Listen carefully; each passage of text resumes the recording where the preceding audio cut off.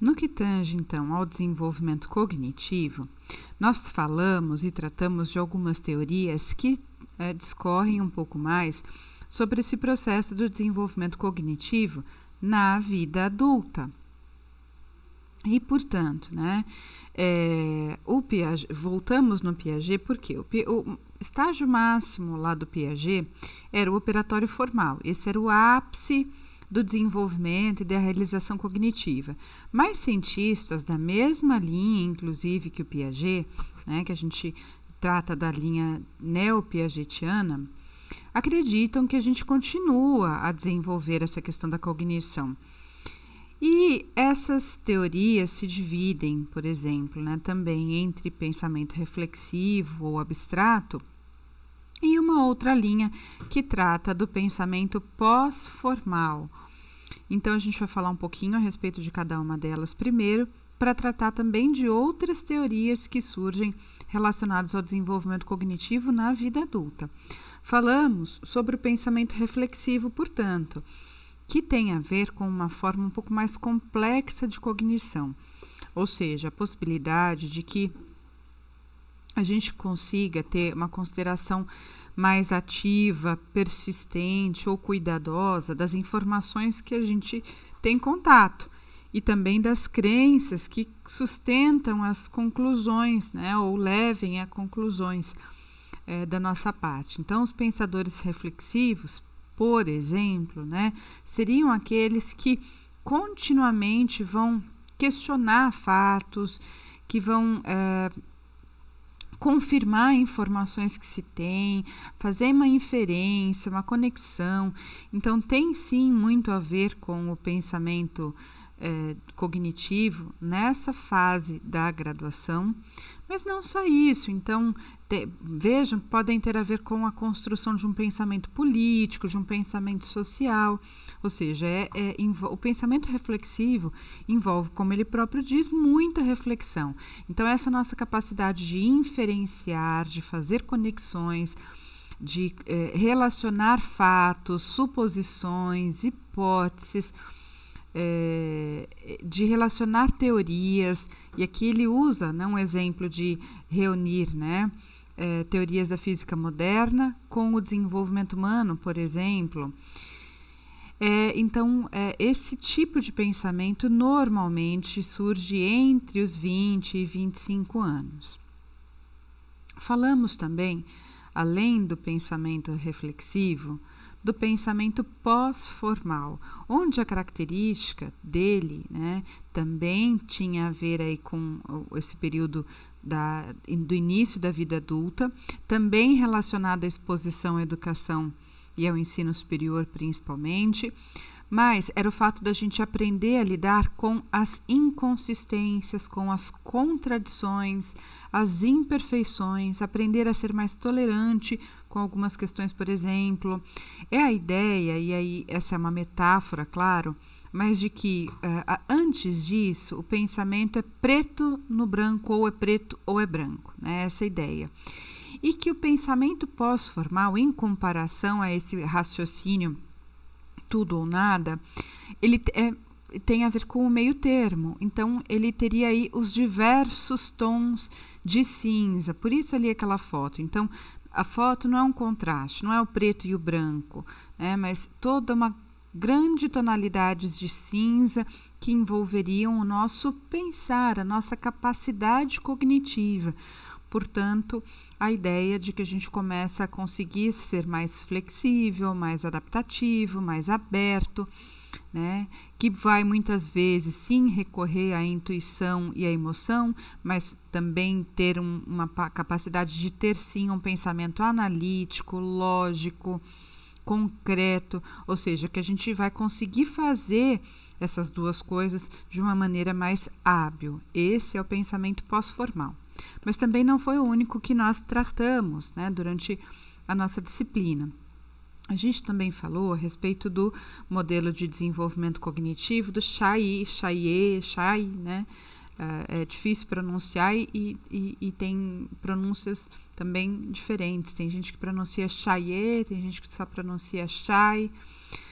O modelo de desenvolvimento cognitivo desse autor, portanto, envolve a evolução em 7 estágios que girariam em torno de metas motivadoras, né, que vão dos primeiros estágios de vida até também o estágio da maturidade ou velhice, né, ou até o final da nossa vida. E que contemplariam, por exemplo, o estágio aquisitivo, dentro ali da infância e também adolescência, onde a gente vai adquirindo informações, desenvolvendo habilidades e preparando-se, né, para viver na vida em sociedade. Depois, envolve o estágio realizador, especialmente em torno ali da adolescência e do início da vida adulta, que é o jovem adulto principalmente, que começa a adquirir, né, o conhecimento relacionado principalmente àquilo que lhe é mais útil, que por exemplo, aprender aquilo que sabe, mas direcionando para a vida profissional, para a vida em família.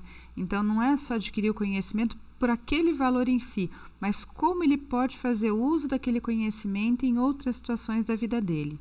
Então, como eu posso fazer uso das lições de história lá no meu trabalho, por exemplo? Seria mais ou menos essa ideia.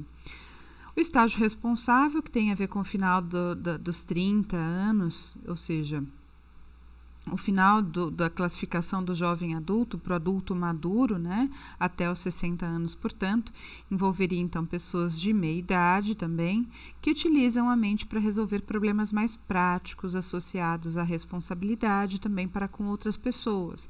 Então, é aquele momento da vida que você passa, para além de usar aquele conhecimento que você adquiriu para o trabalho, você passa a usar para resolver problemas rotineiros, problemas diários, problemas que envolvem relacionamento, problemas que envolvem sim o trabalho, mas que envolvem as suas próprias responsabilidades, a sua própria rotina, né? E essas questões todas que permeiam a rotina principalmente. Depois, a gente continua a desenvolver, né, esse nível de pensamento e vai para o estágio executivo, que pode acontecer antes ou depois, dependendo aí das pessoas, ou seja, ele é muito específico, ele tem a ver com cada um de nós. Algumas pessoas vão partir, né, para esse estágio antes, outras depois, que seria a possibilidade de sobrepor-se aos estágios realizador e responsável, mas com questões mais amplas. Então, por exemplo, responsável por grandes responsabilidades sociais, então, por sistemas sociais, como organizações governamentais, comerciais, movimentos sociais, que eles lidariam, então, com esse nível de relacionamento mais complexo, mas em múltiplos níveis, em múltiplas camadas. Então, cargos de grande responsabilidade, cargos públicos, por exemplo, envolveriam esse tipo de modelo cognitivo, de desenvolvimento cognitivo, de estágio. E claro que isso é só teoria, porque a gente pode pensar que muitos políticos hoje que deveriam estar nesse estágio não passaram nem pelos anteriores, né? Mas seria aí essa possibilidade. Além disso, o estágio reorganizativo, que tem a ver então com o final da meia-idade, né, e o início da vida adulta tardia, onde as pessoas começam a entrar, né, nos processos ali de mudança de profissão, mudança de rotina de vida, principalmente. Então, podem ser mudanças profissionais, o processo já de aposentadoria, reorganizando as suas vidas e energia intelectual em torno de outros propósitos que elas considerem que sejam significativos, né, e que não apenas tenha relação com o trabalho remunerado. Podem ser outras formas, né? Não, pode sim ter a ver com trabalho remunerado, mas não apenas isso. É a busca de propósito, normalmente. O estágio reintegrativo, que tem a ver com a vida adulta tardia também, onde adultos mais velhos podem vivenciar mudanças biológicas, cognitivas, e, portanto, tendem a ser mais seletivos em relação a tarefas que vão dedicar esforço. Você começa a perceber que determinadas coisas não valem tanto esforço assim e outras valem, enfim, né? É uma avaliação com mais critério em relação ao que você quer perder tempo.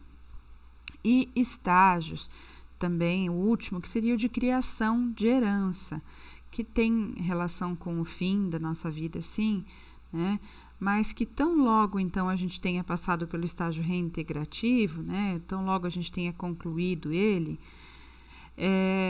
a gente começa a entender que como é que a gente vai querer que as pessoas fiquem depois da gente, né? Então, o que eu quero deixar de história, de herança, seja ela financeira, seja ela social, psicológica, que tipo de lembrança que eu quero que as pessoas tenham de mim. Então, vem aí os processos para ser lembrado, né? Contar histórias, escrever autobiografia, deixar lembranças para os entes queridos, deixar finanças para os entes queridos, providências com relação ao funeral e todas essas questões, né? Então, nem todos passam por todos esses estágios, especialmente dentro desse tempo sugerido, mas são mais ou menos efetivos, eles direcionam mais ou menos a nossa vida. Eu vou gravar mais um vídeo para falar a respeito das outras teorias.